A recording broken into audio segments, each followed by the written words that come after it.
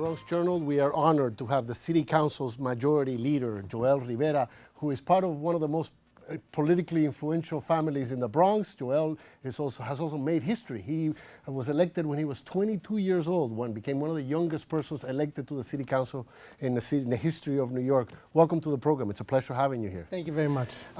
There's a lot we want to talk to you about, of course, but first let's start by explaining to people what it means not only to have a city councilman, but somebody who is a city councilman who is now a majority leader. What does it mean for the Bronx to have the majority leader?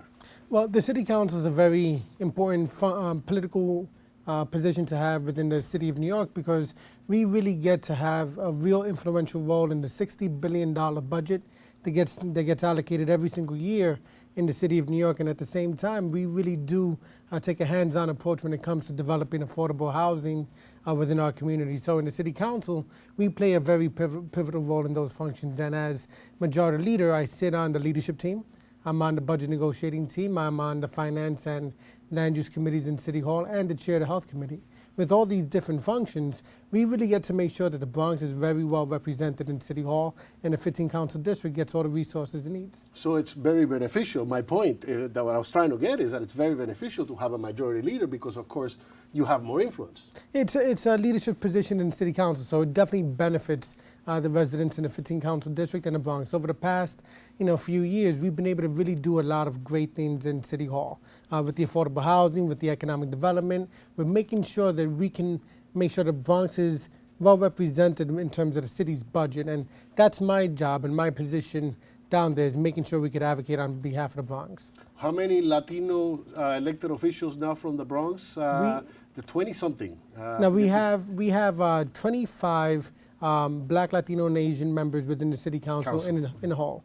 And that represents roughly about half of the entire City Council. So we're making strides. Mm-hmm. Now, as a city councilman in general, what are the responsibilities? You mentioned the $60 billion with a B budget that you guys allocate, but what are the other responsibilities in terms of what can you do for your district specifically as a city councilman? Well, we have a couple of functions. We have a constituent services office where we deal with a vast variety of issues, whether it's economic development. Housing is one of our biggest issues. A person, when they come in to my office, they want to ensure that the office is there working to rectify any situations they have with their housing. If they have peeling paint, if they have no hot water, we work with the city agencies like HPD to make sure we can get those situations rectified. Calling landlords and making sure the heat is not on. Exactly, making sure they have the boiler functioning properly, making sure that the tenants, have a good, livable home to live in. Mm. So other than housing, for example, unemployment is a huge issue right now. Mm-hmm. Is there services that your office can provide, or at least what do you do in terms of reference to somewhere else where they can get an agency where they can get advice? Yeah, unemployment is very, is a big issue now, especially with this economy. And what we've, been doing is working with various city agencies to see if there's an opening, how can we make sure that job gets filled from someone from my community or from the Bronx, community. And we work with, helping people get job development skills, making sure they're computer literate and other resources they may need to have a good job. Mm-hmm. Growing up, your father has been a politician, very well known. Jose Rivera has been a very well known politician for many, many years in New York, has held several important positions. He was here on this program not too long ago in December. He's an old friend of mine.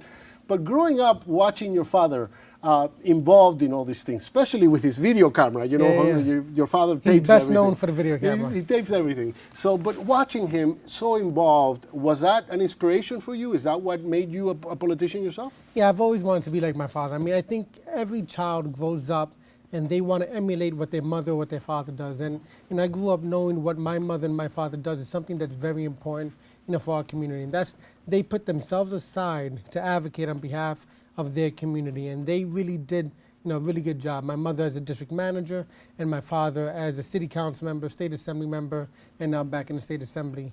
We really got to make sure that we empower, our community with education, with housing, with employment.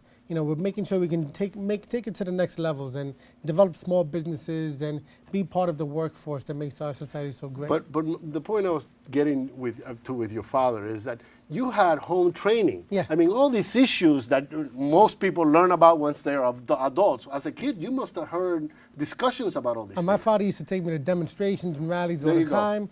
And, we used to travel. We went to Vieques, Puerto Rico. We traveled. He was arrested in Vieques, Yeah, I know. your father. He arrested in Vieques. We went to the Dominican Republic. We traveled all over, the U.S. And we really took part in major movements when it came to equality throughout our society. So he was definitely my professor. Oh, yeah. Well, you got a good teacher. Yeah. Tell me something. Why did you decide not to run for borough president? There was rumor. In fact, one of the TV stations came to interview me. Oh, okay. They wanted my opinion because it was going to be the Diaz against the Riveras, and these two political families against each other. It was going to be the battle of the century. I know. Based on what everybody was talking Ruben about. Diaz Jr. against you. But the reality of it is that, I have a great position in City Hall. As a city council majority leader, we really do have a hands-on approach.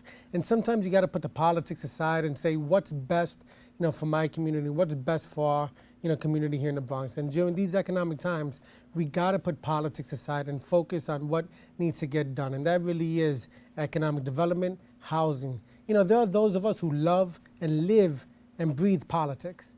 But the vast majority of Bronxites don't. And all they care about is what really matters. And that is, do I have a good home to go to? Can I afford the home that I live in?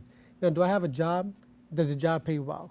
And that's what we as elected officials, we have to put, our egos on the side, our politics on the side, and do what's right for the community. The Bronx has always been known as a transition kind of borough, that a lot of people don't stay here, supposedly.